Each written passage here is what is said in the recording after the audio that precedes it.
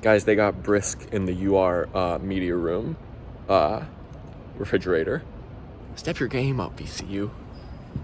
Big brisk fan here. I usually try and stay away from the sugary drinks, but that is the one that I will allow myself to cheat on.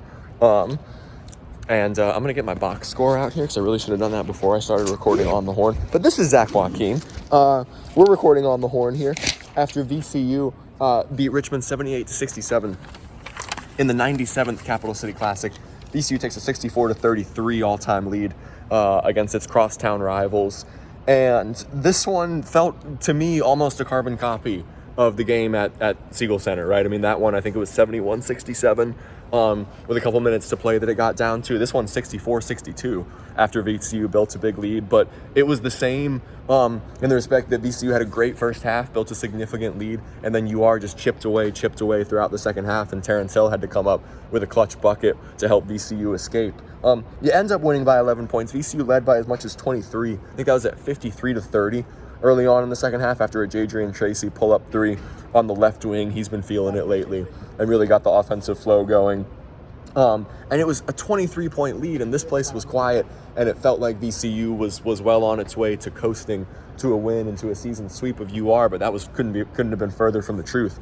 Richmond chipped away. Will Johnston, team high 17 points for the Spiders. AJ Lopez was really good again. He was really good at Siegel. He had 14 for UR. Mike Walls, 10 points. Those are your three Spiders in double figures. But Richmond, 26-22 advantage in the paint.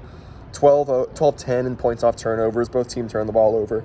Or Richmond only turned the ball over 8 times. VCU turned the ball over 11 times. And the Spiders just chipped away. And I think that's what's the math on that? I had it in my story. That's a 32-11 Richmond run, spanning about 12 minutes, right? From the time that Tracy hits that three to make it 53-30 to the time that AJ Lopez finishes off glass in transition with about 6 minutes to play. That made it 64-62. But you know what? VCU had those early season experiences, when they weren't able to pull out the late close games against Utah State, against NC State, against New Mexico. And we've referenced it a few times in conference play.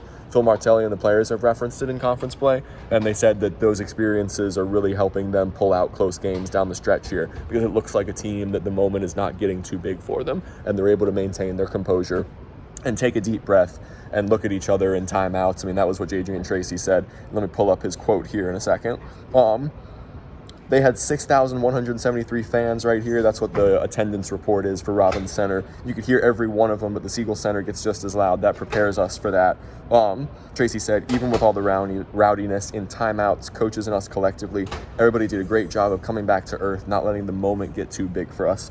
That's also all these experiences we've had so far that we're able to look at each other and take a deep breath. And it looks like a VCU team that didn't panic, because things got panicky in here, and it was loud. So there were points in the first half where you had VCU chants filling this place, and there was a lot of frustration in Robins Center that kind of boiled over at a moment right before halftime when Chris Mooney got teed up, arguing a call and gave VCU a couple free points when Terrence Hill went to the line with 0.5 seconds on the clock.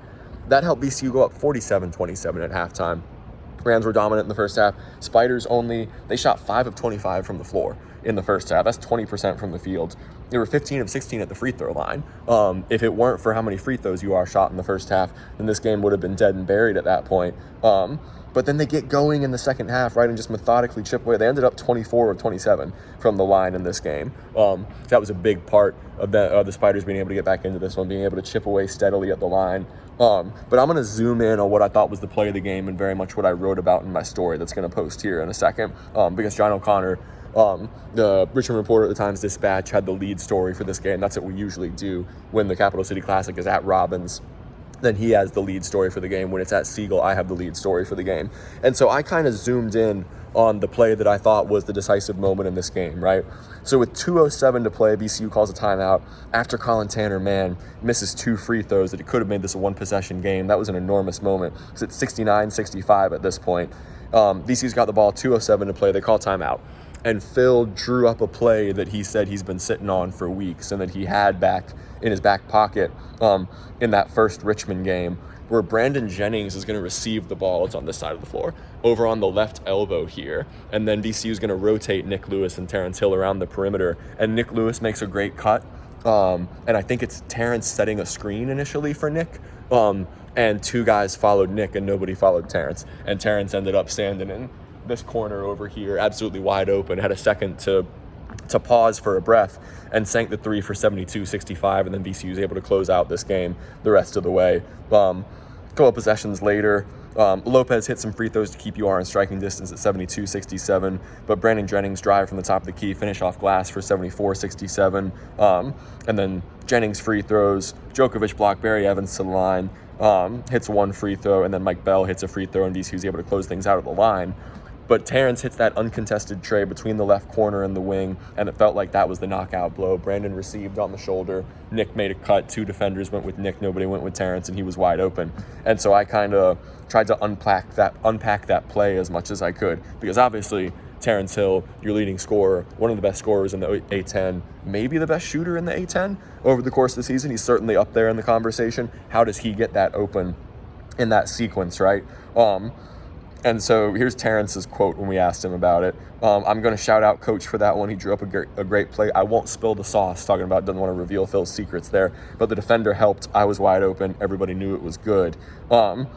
And so we asked Phil about it, and he said it's just something with the way they switch some things, talking about UR's defensive scheme. I had it in our pocket for the first game at Siegel back in January and never used it. There were a couple times I was itching to draw it up in those timeouts and didn't until late there.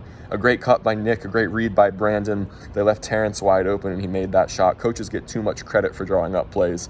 Guys have got to make the shot. Credit to Brandon for making the pass, Nick for making the cut, and Terrence for making the shot. It all has to work together. And he's absolutely right.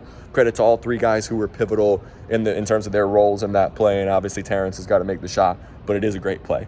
Drawn up, by a coach who is obviously learning and growing over the course of the season, just like all these VCU players are. But I think huge tip of the cap to Phil Martelli, because in clutch time, he pulled a play out of his back pocket that worked tremendously, facing a much more experienced coach in Chris Mooney, right, in a hostile environment. And I asked Chris Mooney about it as well, how he got that free. He said 2 Spiders defenders went with Lewis when he cut on the perimeter and nobody followed Hill. They ran a nice little play. We also switched like-sized guys, and they ran a nice play where they threw it to Jennings at the elbow and then had the 3 guards kind of moving around the elbow. 2 guys went with whoever was running off of that play. That was Nick Lewis. Nice play. We had not seen that, and they executed it perfectly. So Phil Martelli kept a play in his back pocket that he really felt confident was going to work with how UR likes to defend and switch things, and he used it at the perfect moment. And Terrence Hill hit the shot. Terrence finished with a game-high 20 points, 6 of 14 from the floor. He played 36-22. And started tonight. Phil said that the reason that Terrence started was because Brandon was a few minutes late to shoot around, and I just tweeted that out. And Phil kind of laughed and said that was his fault and he jinxed it because he was at St. Christopher's yesterday telling everyone that Brandon Jennings was the most reliable human being he's ever been around. Brandon was in the building, left for a few minutes, and then came back, and they were already a few minutes into their shoot around. So I don't think it's any kind of a significant negligence thing on Brandon's part. To Phil's point, Brandon Jennings is the last person that I would ever think would be late to a meeting intentionally or something like that. So I think it's just a mix-up with the start time when Brandon was already in the building. I don't think anything to be concerned about there, but that's why Terrence started tonight. I think, again, Tuesday against George Washington, VCU will revert to bringing him off the bench in that 6-man role. Tyrell Ward, 10 points, 3 of 5 from the floor. He had a thunderous dunk in this game. That was one of the highlights of the action. Continues to be really efficient. He only played 12-13, but got on double digits scoring-wise. Nick Lewis seems to have kind of gotten out of his slump in these last few games, which is super positive for VCU because he obviously started the season tremendous and then had that freshman year lull getting into conference play. He had 10 points, 4 rebounds. He's such an outstanding rebounding guard. He's one of the best rebounding guards as a freshman that I've ever seen, I think. And then J.J. Tracy, 14 points, 6 of 13 from the floor, 2 of 7 from 3. He's really got going offensively lately. Zach Joachim, just 5 points. UR defended him really well, but he did have 3 blocks and 9 rebounds. So his contributions on the glass and defensively were big in this game. Mike Bell, 7 points, 10 rebounds. Brandon Jennings, another, all-around Brandon Jennings performance, 7 points, 4 assists, 3 rebounds, did a little bit of everything. Tied Evans for the team high in assists with 4. And VCU also 41-32 edge on the glass, which J.J. and Tracy Terrence Hill and Phil Martelli all said they'd identified as, against this UR team, we need to be able to win the rebounding battle, and we should be able to win the rebounding battle. VCU only 10 offensive boards. Phil said he'd like to see them crash the offensive glass more than that. But VCU led by as much as 23 for 39-29. It certainly got tense there down the stretch. Again, this place was loud. I'm trying to think of any other sequences I need to point to. We're already at 10 minutes here. Oh, did anyone see me on TV? Shout out to all the people who sent me photos and everything, because I love the media configuration at Robins Center. Because I'm going to walk forward for a second here so you guys can see it. Because we're like right behind the TV setup, and we're also like raised up on that platform where I sit. So like the TV booth is sitting like right here in front of where my backpack is. And so I'm in the background of the TV broadcast. And so there were some people standing around here who told me to hold up a sign. So I wrote "Love You, Mom" on a sign and sent that to my mom, and she got very excited about that. My mom watches all the On the Horns, so I love you, Mom. And that was fun to do on Valentine's Day. And then Adam Epstein was sitting next to me, and we put the heart hands up and everything. So shout out to everyone who sent me photos when you could see me in the background of the TV broadcast. Yeah, that's about it, man. Rams have won 9 in a row. I think that, John Rothstein tweeted out last week something about VCU hiding in plain sight. And it feels like they're doing that a little bit because of how good St. Louis has been. But George Mason has lost 2 in a row, including a loss to Richmond earlier last week. Then they lost to George Washington on Friday by like 20 points, I think. I forget the exact number of the final of that game. But VCU has won 9 in a row. They moved to 11-2 in A10 play, 20-6 overall. And I dare to say that they're looking up right now more than they're looking down. You got to take care of business against George Washington on Tuesday. Rafael Castro's status will obviously be a big talking point heading into that game. I don't know if he's going to be available. I don't think he played against Mason.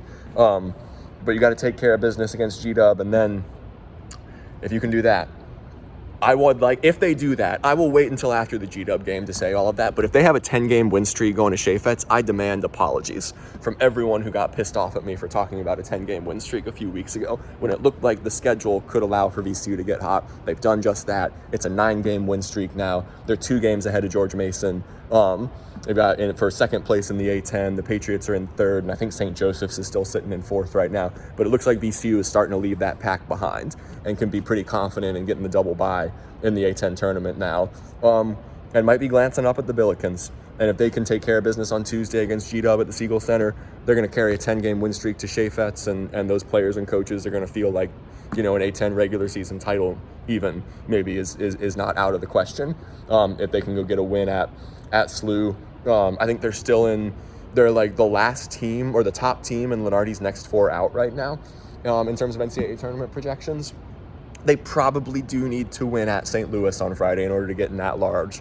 But we can have that conversation after G-Dub on Tuesday. I'm jumping ahead of things. Rams are in a really good place. Played a phenomenal first half here.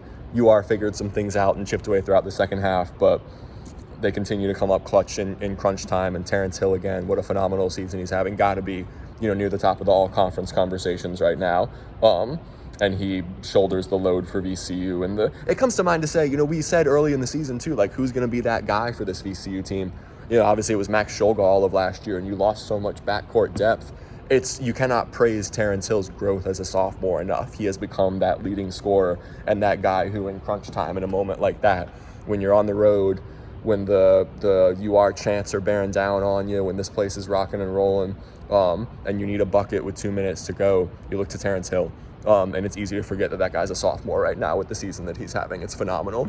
And his growth and his composure in crunch time has been outstanding. VCU to 20-6, 11-2 in the A10. They're in second place in the conference. They're going to carry a 9-game win streak into G-Dub on Tuesday. I'm Zach Joachim. This is On the Horn. Thank you to everyone who talked to me for the Rams and Spiders Finding Love story. If you haven't read that, go check it out on the Times-Dispatch website. I did a story on all of the couples and families who are split by VCU and UR allegiances, and talked to a few who were wonderful. Hope and Steve Chappell, thank you so much. Georgia Temple and Victor Ivanov, and David and Molly Carey, you guys were all awesome. Those are all couples who are split by the UR and VCU allegiances. Shout out to my girlfriend Maggie, who's an amazing, I don't know what I did to deserve her, but we went to Edo's Squid last night for our Valentine's Day celebrations. And Phil Martelli also joked that he didn't get Megan Martelli anything for Valentine's Day, and he was scared that the locks on the house were all going to be that it was going to be inaccessible when he got home tonight. So Phil, I hope that's not the case. Phil and Megan, you guys have a great Valentine's Day. Everyone out there have a great Valentine's Day. This is On the Horn. I'm Zach Joachim, and I'll see you Tuesday against G-Dub.